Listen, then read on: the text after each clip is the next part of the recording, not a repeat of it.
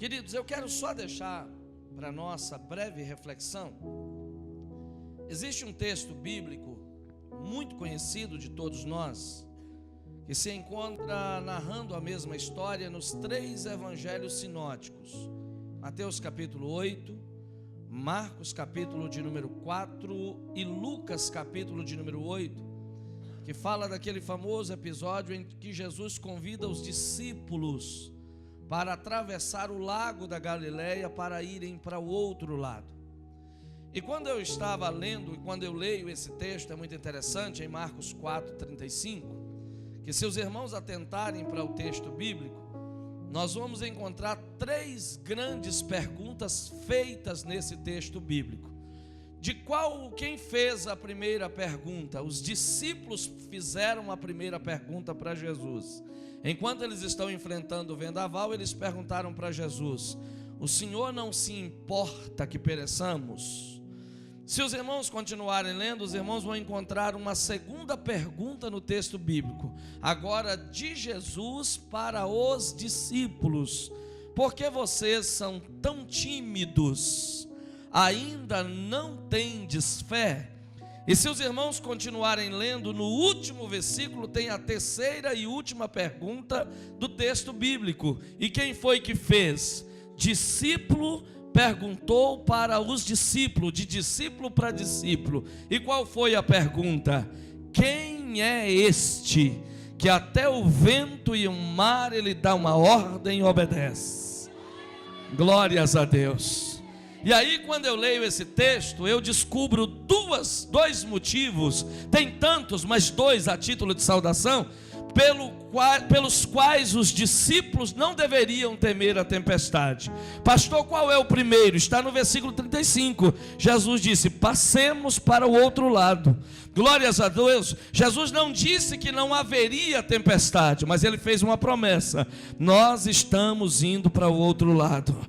Glórias a Deus. O que eu entendo com Jesus convidando os discípulos e fazendo uma promessa? Ele está dizendo: independente do que acontecer daqui até chegar do outro lado, nós vamos chegar do outro lado. Aleluia. O vento pode assoprar, o barco pode quebrar, o barco pode afundar, mas nós vamos chegar em terra firme do outro lado. Glórias a Deus. A Bíblia diz em Hebreus 10:22 que fiel é aquele que fez a promessa. Em Gênesis 28:15, Deus disse para Jacó: aleluia, eu estou contigo e eu te guardarei na viagem que tu estás fazendo. Para o lugar onde você está indo, eu irei lhe abençoar. Eu te trarei de volta no lugar aonde você está deitado.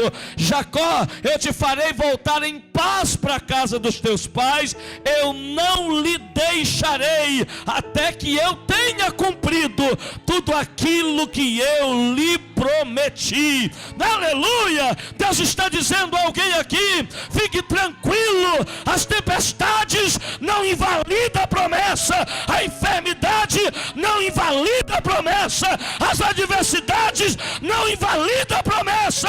Deus garantiu, vamos chegar do outro lado e Ele será glorificado em nós. Eu fui a um culto hoje pela manhã e Deus falou comigo de coisas que eu ouvia 19 anos atrás, e eu disse para Deus: obrigado por ser tão detalhista. Eu já tinha esquecido, mas o Senhor não. Deus não esqueceu da promessa. Quer ver o segundo grande motivo pelo qual os discípulos não deveriam temer a tempestade? O texto bíblico diz que o vento assoprava, o barco estava prestes a submergir, mas o texto bíblico diz assim: Jesus estava no barco. Eu acho que você não entendeu. O vento está soprando, as ondas passando por sobre o barco, mas o texto bíblico: Jesus estava no barco. Se Jesus estiver no barco, fique tranquila, minha irmã. Aleluia. Salmo 46:5 disse: Deus está no meio dela e não será abalada. Deus ajudará desde o romper da manhã. Glória seja dada o nome do Senhor. Em Joel 2:27 disse: sabereis que eu estou no meio de vocês e que o meu povo não será mais envergonhado, diz o Senhor dos exércitos. Esse é o segundo motivo pelo qual os discípulos não deveriam temer a tempestade. Jesus estava no barco. Deixa eu só te fazer uma perguntinha. Aonde é que Jesus estava? O texto bíblico diz que ele estava na polpa do barco dormindo. Eu gosto muito de pescar e a maioria das pescarias que nós fazemos, nós pescamos de barco.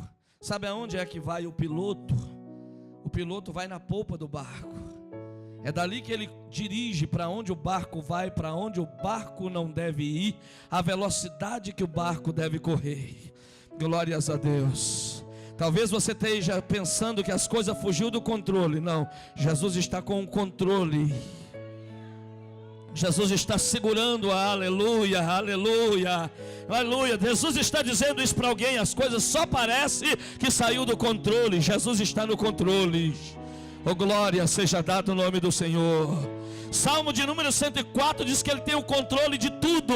Ele diz para a grama, para a erva, cresce, e então ela cresce enquanto você dorme. Aleluia. A Bíblia diz que até do mar ele diz para a onda: você só pode vir até aqui e daqui tu não vai passar. Aleluias. Deus está no controle. E eu já estou me empolgando. Obrigado.